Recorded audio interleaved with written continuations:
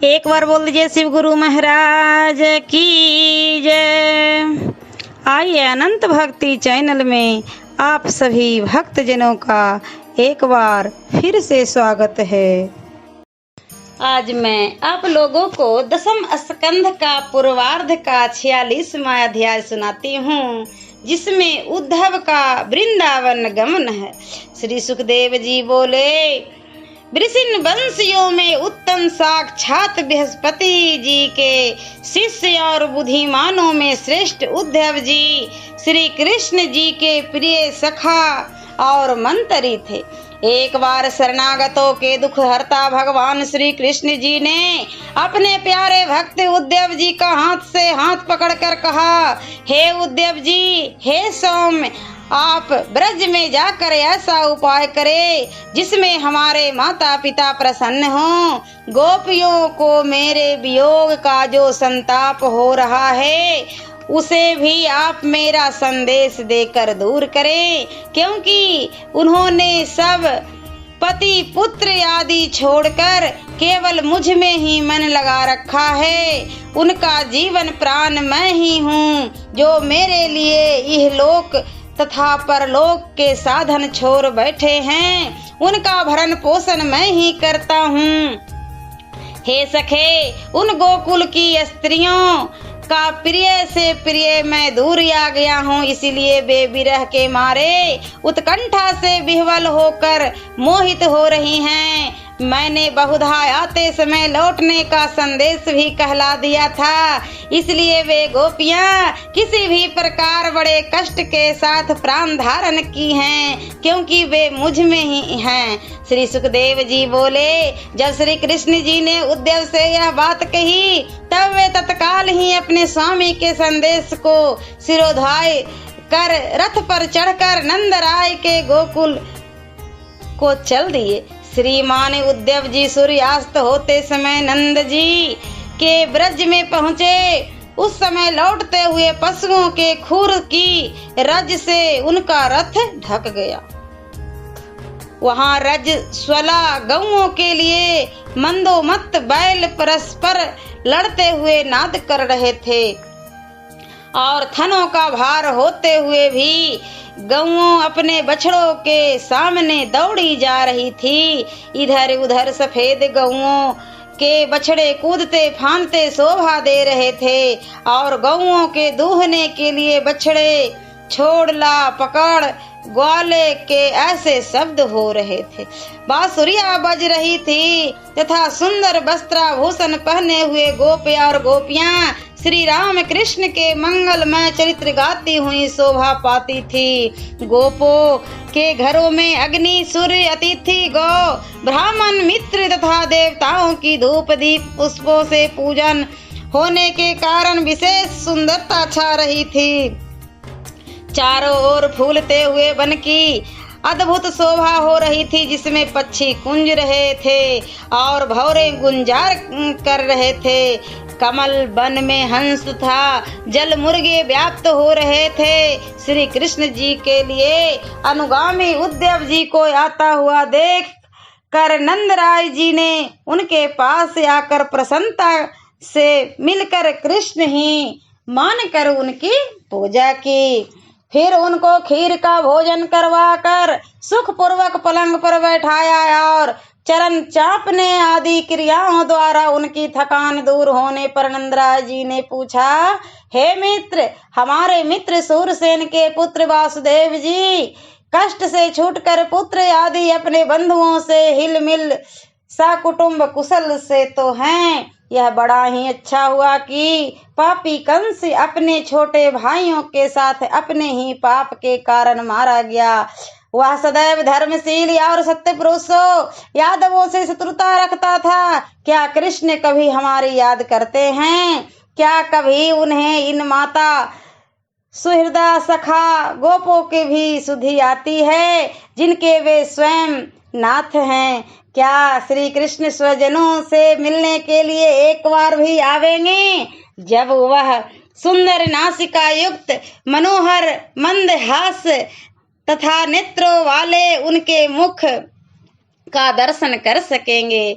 श्री कृष्ण ने देवाग्नि, वायु सहित वर्षा, अरिष्टासुर, अघासुर तथा दूसरी महान मृत्युओं से हमारी रक्षा की। हे मित्र, जब हम श्री कृष्ण के पराक्रम लीला पूर्वक कटाक्षमयी चितवन हास्य और भाषण का स्मरण करते हैं तब सभी काम भूल जाते हैं। जब श्री कृष्ण जी के चरण चिन्हों से अलंकृत नदी पर्वत, उनके क्रीड़ा स्थल वाले वन प्रदेश को देखते हैं तब हमारा मन उन्हीं के रूप में मिल जाता है। गर्गाचार्य के कहने से मैं यह मानता हूँ कि श्री राम कृष्ण उत्तम देव हैं। वे यहाँ देवताओं के बड़े कार्य सिद्ध करने के लिए प्रकट हुए हैं। उन्होंने 10,000 हाथियों के समान बलधारी कंस, दोनों मल्ल और कुवलयापीड़ हाथी को खेल ही खेल में ऐसे मार डाला जैसे सिंह पशुओं को मारता है।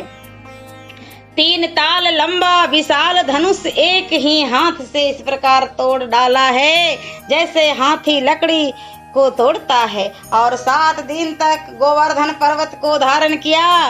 प्रलंब, धेनुक, अरिष्टासुर, तृणावर्त और बकासुर आदि दैत्य जो देवताओं को भी जीतने वाले थे, उन्हें जिन्होंने यहाँ पर लीला ही में मार गिराया था। श्री सुखदेव जी कहते हैं, श्री कृष्ण जी में प्रेम भाव रखने वाले श्री नंदराय जी इस प्रकार स्मरण कर अत्यंत उत्कंठा से प्रेम के आवेग में व्याकुल होकर मौन हो गए। नंद जी के मुख से वर्णन किए हुए चरित्र को सुनकर यशोदा की आंखों से आंसू बहने लगे और स्नेह से उनके स्तनों में दूध टपकने लगे। तब वह बोली, हे उद्धव जी, अब तो हमें कृष्ण के बिना चारों ओर अंधकार दिखाई पड़ता है। यद्यपि समस्त ब्रजवासी आकर समझाते हैं तथापि मुझे माखन प्रभु का स्मरण नहीं भूलता है और रह रह कर हृदय में सूल उठता है, क्योंकि दूध पिलाकर मैंने उनसे अनेक प्रकार की लाड़ चाव की और उस लला ने ऐसा किया जो मुझ बूढ़ी माँ को यूं ही रोते बिलखते छोड़ दिया। हे महाराज परीक्षित, इस प्रकार नंद यशोदा का भगवान श्री कृष्ण चंद्र का में परम अनुराग देखकर उद्धव जी नंद जी से बोले, हे नंदराय जी, आप विचारवान और ज्ञानी हैं। आज हम आपसे थोड़े समय में वार्तालाप करके यह ज्ञात हो गया है कि इस समय देहधारियों के मध्य में आप निश्चय ही प्रशंसा के पात्र हो, क्योंकि जो सबके गुरु और नारायण स्वरूप है उस भगवान श्री कृष्ण चंद्र में आपकी बुद्धि लगी हुई है। हे मान देने वाले नंद जी, यह जो कृष्ण बलदेव हैं वे विश्व के उपादान कारण हैं, पुरुष प्रकृति के रूप है। ये ही सब प्राणियों में प्रवेश कर कर प्राणियों के अनेक प्रकार के ज्ञान के साक्षी और अनादि हैं। यदि प्राण छूटते समय पुरुष क्षण भर भी भगवान श्री कृष्ण चंद्र से अपने को मन लगा दे तो शीघ्र ही कर्मों की वासना से छूट जावे। ऐसे वे भगवान श्री कृष्ण चंद्र है। वे सूर्य के समान प्रकाशमान और ब्रह्म रूप परम गति को देने वाले हैं।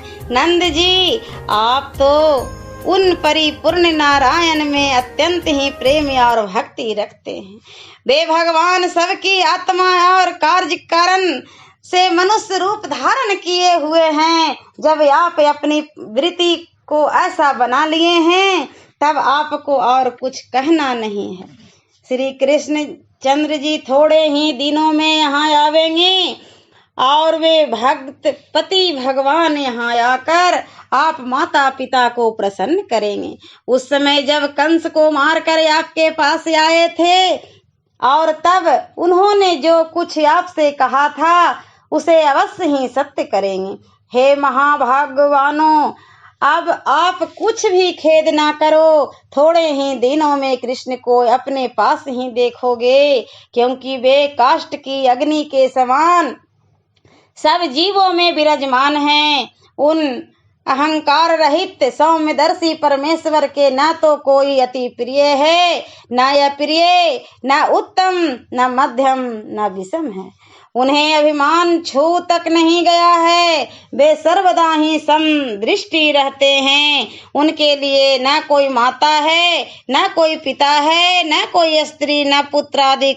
उनके न देह है, न जन्म है। नंद जी, इन भगवान श्री कृष्ण चंद्र के कर्म भी नहीं हैं, क्योंकि वह तो संसार में जो देवादिक, मनुष्यादि को, नरसिंह को की जो योनि है, उनमें खेलने के लिए, साधु जनों की रक्षा करने के लिए प्रकट होते हैं। वे निर्गुण भगवान अपने सत्व गुण, रजोगुण और तमोगुण, इन तीन माया के गुणों को अंगीकार कर निर्गुण से अजन्मा भगवान क्रीड़ा करके विश्व को उत्पन्न, पालन तथा संहार करते हैं। जैसे बालक चाई माई करके फिरता है, तब उसकी दृष्टि फिरती है और उसे पृथ्वी फिरती सी दिखलाई पड़ती है। उसी प्रकार यह चित्र जो करता है, उसमें अहंकार से आत्मा भी करता सा दिखलाई देता है। हे नंद जी, यह भगवान श्री कृष्ण चंद्र आपके ही पुत्र नहीं, वरन सबके पुत्र, आत्मा, पिता, माता और ईश्वरों के भी ईश्वर हैं। पर जो कुछ हो चुका है, जो होता है, जो होगा, जो अथावर जंगम है, तथा जो कुछ बड़ा छोटा है, वह सब श्री कृष्ण चंद्र के बिना अतिशय करके भरने और कहने योग्य नहीं है। हे नंद जी, यह जो परमार्थ रूप श्री कृष्ण चंद्र हैं, वही सर्व रूप है। श्री सुखदेव जी बोले, हे राजन, इस प्रकार बातें करते करते नंद जी और श्री कृष्ण जी के अनुचर उद्धव जी की वह रात व्यतीत हो गई और गोपियां उठ दीपक जलाकर तथा देहरियों का पूजन करके दही मथने लगी। उस समय दीपक से प्रकाशमान मणियों के आभूषण से वे गोपियां अत्यंत ही शोभायमान लग रही थी। तब मथनियों के खींचने से हाथों की चूड़ियां और कंकन हिल रहे थे, निस्तंभ हिलते जाते थे, स्तनों पर हार भी हिल रहा था। कुंडलों से प्रकाशित कपोल तथा अरुण केसर की खौर मुख पर लगी हुई थी, उसकी और ही शोभा हो रही थी। तब उसी समय जो उन गोपियों ने कमल दल लोचन भगवान श्री कृष्ण चंद्र का चरित्र गान किया, तो वह गीत स्वर्ग तक पहुंचा। दही के मथने का शब्द भी उस गीत में मिल रहा था, जिसके द्वारा सब दिशाओं के अमंगल नष्ट हो रहे थे। हे महाराज, इस प्रकार सब गोपियां श्री कृष्ण के वियोग से मदमाती हो उनका ही यश गाती हुई अपने अपने झुंड लिए प्रियतम का ध्यान किए यमुना स्नान को चली। तब सब एक साथ हो मार्ग में चलती हुई श्री कृष्ण जी के चरित्र को और भी अनेक भांति से गान करने लगी।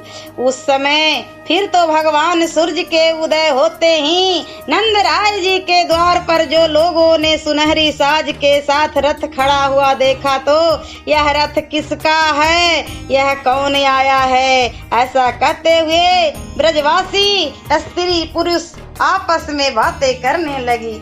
कोई कहता, क्या कंस के कार्य का साधक अक्रूर तो नहीं आया है, वह बड़ा धूर्त है जो हमारे कमल दल लोचन भगवान श्री कृष्ण चंद्र को चुराकर मथुरा में ले जाकर बसा दिया, फिर अपने स्वामी को मरवाकर अब वह यहाँ क्यों आया है। अब क्या वह हमें भी ले जाकर हमारे मांस के पिंड बना कर देगा। हे महाराज परीक्षित, जब गोपियां ऐसी बातें कर रही थी कि उसी समय उद्धव जी संध्या वंदन करके वहां आ गए। ओम नमो भगवते वासुदेवाय नमः। और दसम स्कंध का पूर्वार्ध का 47वां अध्याय में अगले वीडियो में सुनाती हूँ। ऐसे ही मनोरंजक कथाएं, कहानियाँ और भक्ति गीत सुनने के लिए हमारे इस चैनल अनंत भक्ति को सब्सक्राइब करें और वीडियो अच्छी लगी हो तो लाइक का बटन जरूर दबाएं। धन्यवाद।